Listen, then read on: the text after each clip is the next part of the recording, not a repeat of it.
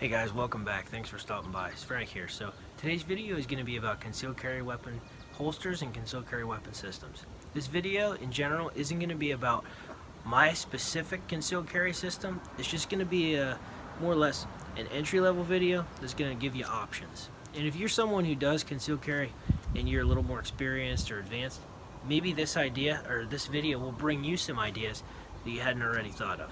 So before I get into the holsters themselves, one thing I do want to talk about, anytime that you're carrying a pistol on your waist, one vital component of a concealed carry weapons system is having a good belt. So I have this belt here in front of me here. This is a Wilderness Instructor belt. That's just the brand name, the Wilderness. I believe this is called a Wilderness Instructor belt. And I like this belt a lot. I've carried with this belt in the past. And it's a very rigid belt. I think these are about $30, maybe $40. I'll include the link in the description below to this belt and then both of the holsters that I go over for my Glock 43X.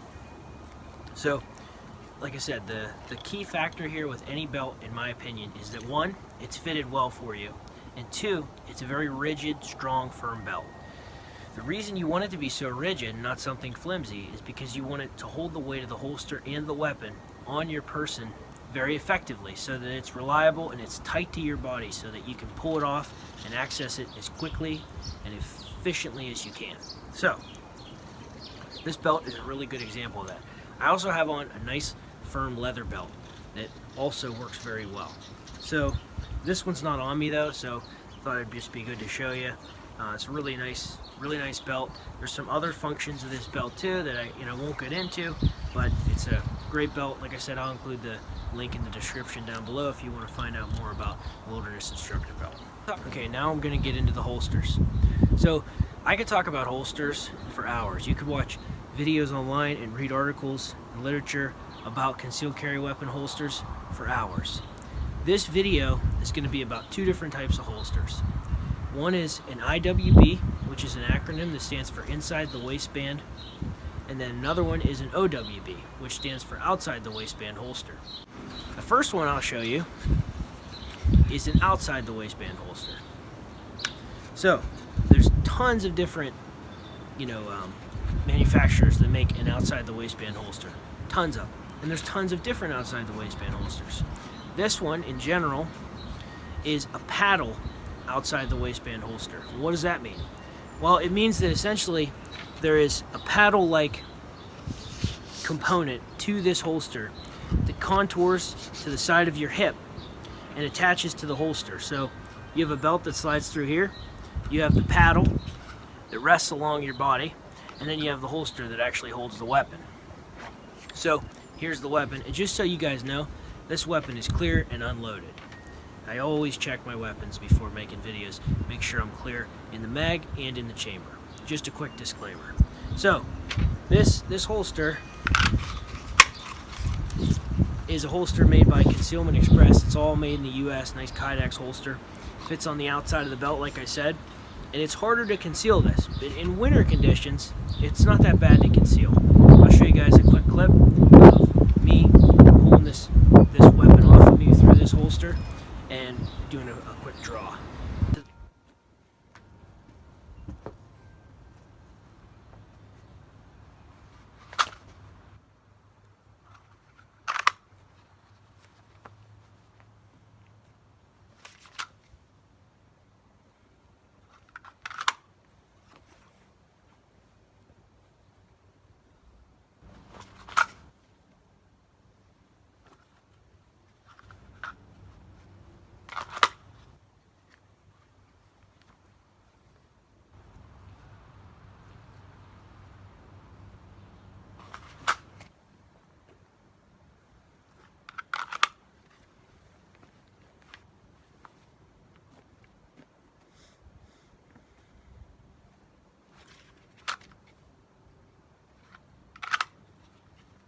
So if you're out and say that you're going to the range, or if you are outside and you're walking your property, or if you don't feel like using an inside the waistband holster and you can carry, and you're open carrying, anywhere in any scenario, an outside the waistband holster is very advantageous because it doesn't take up any space inside your waist. It's not quite as tight, it's more comfortable, but it's harder to conceal because it's on the outside of your body.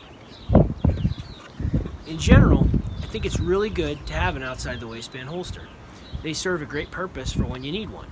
If I was going to go shoot at a local range with a friend, I'd probably take an outside the waistband holster, practice my draw, practice everything, my form, so on.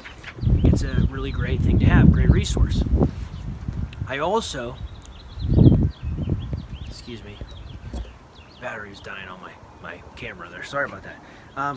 The other thing too to keep in mind is I think it's also very important to have an inside the waistband holster.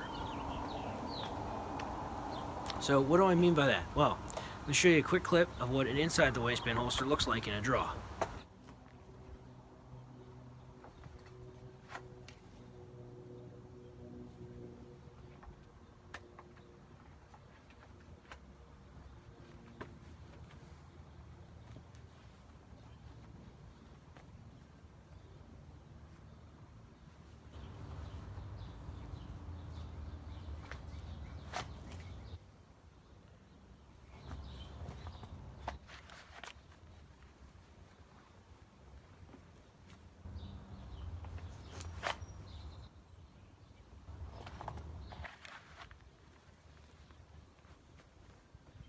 Okay guys, so here is the inside the waistband holster I have. This is a Brommeland gun leather MaxCon 5. I'll include the link in the description below, like I said, for this holster as well as the other two products I've shown you. I get no endorsements at all for showing you this. I just like the way that these work, and I've had really good success with them, and I think they're quality products. So I just want to tell you guys, they're out there and I recommend them. So this holster, as you kind of saw, it essentially clips on down into your pants and clips on to your belt through these two tabs, right here and right here. And it's going to be not quite as comfortable, so to speak, compared to an outside the waistband holster, but it's so much easier to conceal. If you get a good one, and there's many quality holster companies out there, the holster itself can kind of contour the pistol and taper it so that it gets very close to your body while still being comfortable and being very concealable. So if you're going out to the movies, if you're going to a restaurant, if you're going somewhere public and you don't want anyone to know that you have a weapon on your person, which is usually the way to go about it and the right mindset to have, in my opinion, this is the right kind of holster for you. And that's kind of why I like having both. I like owning both inside the waistband and an outside the waistband holster, depending on the situation that I'm attending or the place I'm going. So this is better for concealability, but sometimes you don't need to conceal, you know, your gun, depending on where you're going. One other point I do want to bring up, and it's a very pertinent point, is small little magazine pouches. So anytime you have additional magazines when you're carrying, it's always good to have another little pouch. Sometimes there's holsters inside the waistband and outside the waistband that have a pouch actually built into the holster. I personally don't like those because I think they're a little bit too cumbersome. You can kind of figure out what system works best for you, but there's different methodologies that go along with carrying one of these pouches. Some people carry them on the opposite side. Some people carry them on the same side. It just depends on what works best for you and your system. That's why I say in general, this video isn't about my specific system. It's just about bringing awareness to options that you have as a concealed carry weapons holder. It's definitely good to have an extra magazine. It's definitely good to, depending on where you're going, be prepared as much as possible. So it's something good to have on your radar and think about in advance. So again, you guys, just a quick overview and then we'll finish off today. We have outside the waistband holsters. We have inside the waistband holsters. Quality holster is going to cost you a little bit of money. I believe this thing costed about $42, which it seems really expensive for a piece of Kydex and a few screws, but it's worth it to me because this is a quality paddle holster.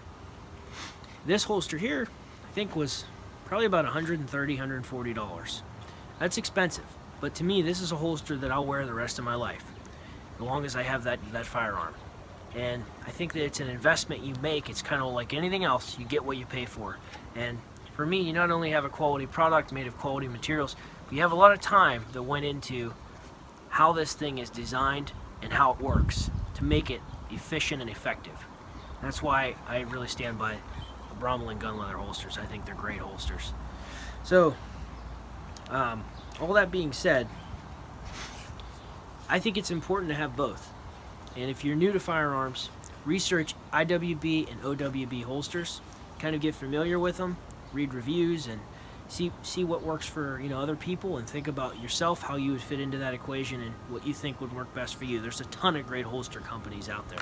The big thing is that once you get whatever you decide to buy, you practice with it, and then you practice more, and then you train with it, and you get efficient and effective with what you have. So, in general, those are my thoughts on different types of holsters out there for concealed carry weapons. Again, these are for a Glock 43X, but there's no reason that you couldn't get something similar for any semi-automatic pistol and revolvers. So, it's just something to think about, you guys. It's all food for thought. That's it for today's video. Thanks again, you guys. God bless. I'll see you in the next one.